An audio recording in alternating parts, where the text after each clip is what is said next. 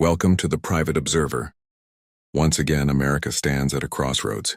A nation that once championed open markets, innovation, and global exchange, now redefines strength through walls, restrictions, and tariffs.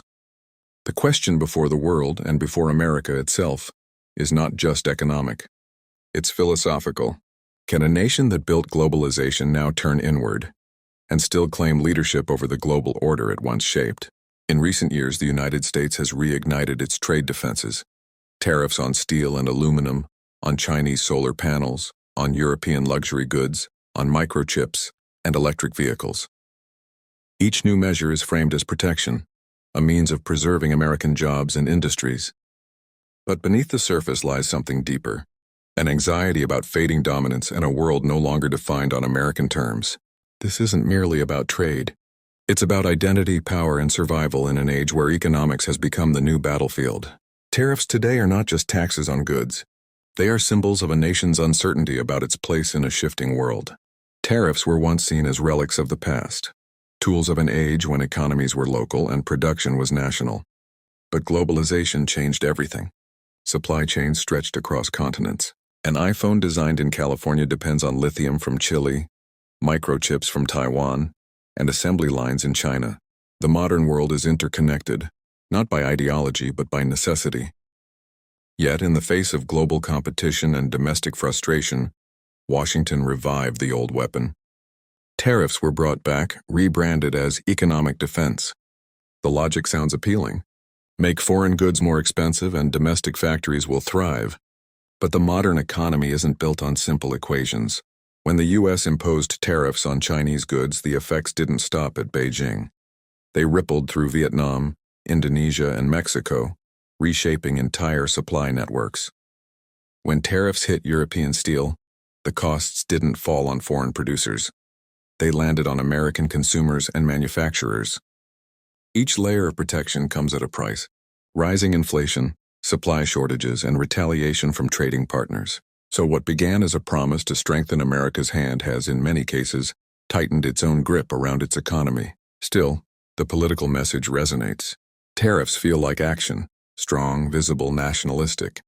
They create the image of leadership, even when the numbers tell another story. And that's where the deeper question emerges. Are tariffs a tool of strength or an illusion of control? Welcome to the Private Observer, where power, policy, and perception meet.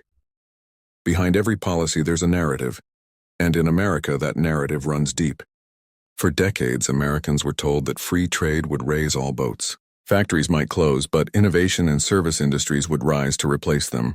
Yet for many in the heartland, that promise never came true. Cities once alive with the rhythm of industry fell silent. Steel towns turned into symbols of economic neglect. And as globalization lifted millions out of poverty abroad, it left millions disillusioned at home. Out of this anger rose a political force that redefined fairness. Fairness no longer meant open competition. It meant protecting what's left. Tariffs then became more than just economic policy.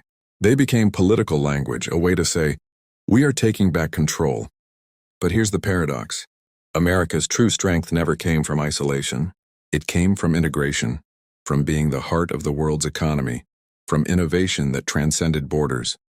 The more it tries to retreat inward, the more it risks losing the very influence it seeks to protect.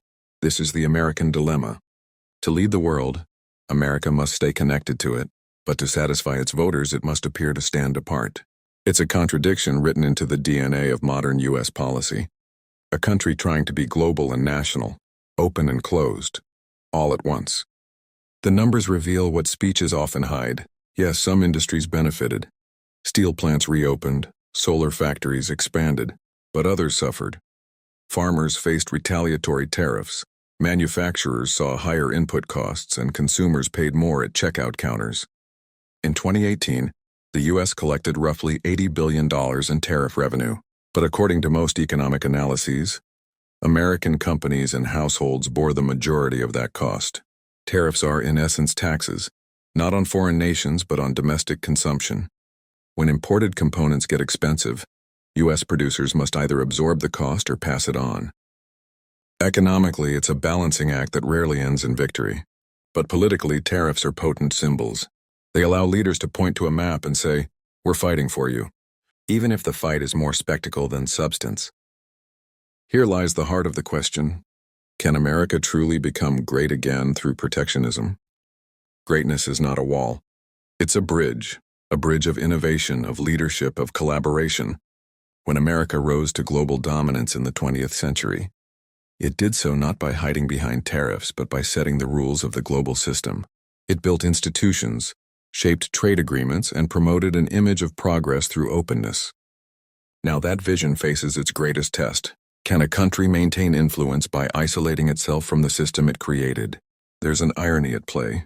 While the U.S. raises barriers, other nations are building new alliances. The BRICS are expanding. Asia's manufacturing chains are reorienting toward regional cooperation. Europe pursues its own strategic autonomy. The world once defined by America's reach is learning to function without it. And so the deeper philosophical question emerges. Is greatness the ability to dominate or the wisdom to adapt? Tariffs are not just about steel or semiconductors. They are a statement about power, about who gets to write the rules of the 21st century economy. In a sense, this is the new Cold War, not fought with weapons but with trade routes, supply chains, and technologies. China's Belt and Road Initiative expands influence through infrastructure. The U.S. responds with tariffs, alliances, and investment screening. Europe crafts its own de-risking strategies, while Southeast Asia becomes the new chessboard. The battlefield is invisible. Ports, pipelines, digital networks, and rare earth minerals. In this war, tariffs are only the opening move. And perhaps beneath the politics lies something universal. Every empire reaches a moment where it must decide to control the world by force or to shape it through example. Because sometimes the more we look at numbers, the more we realize this isn't just about economics. It's about how nations understand themselves and how they want the world to remember them. And we're going to have a very successful meeting, I have no doubt. Welcome to the Private Observer, where power, policy, and perception meet. The answer to whether America can be great again lies not in its tariffs, but in its mindset. Because the true competition today isn't between nations, it's between visions. One vision sees the world as a threat, a zero-sum game where others' gains mean America's loss. The other sees interdependence not as weakness but as reality, a foundation for shared progress. The choice between them will define not just U.S. policy, but the next global era. If America defines greatness as dominance, it will spend the century defending what it already owns. But if it defines greatness as leadership through innovation and cooperation, then it might just renew its influence, not through tariffs but through ideas. Because the future rarely belongs to those who build walls. It belongs to those who build systems and invite others to join them. And so, as we look at this economic war, we must remember, every tariff, every trade dispute, every speech about protection is not just policy. It's a mirror, reflecting how a nation sees itself. The question isn't whether tariffs can make America great again. The question is whether America still remembers what made it great in the first place. If this exploration made you think, leave your thoughts in the comments. I'd love to hear your perspective. And if you'd like to see more stories like this, don't forget to like the video and subscribe to the Private Observer, because the more we understand the world's power, the more we understand our place within it.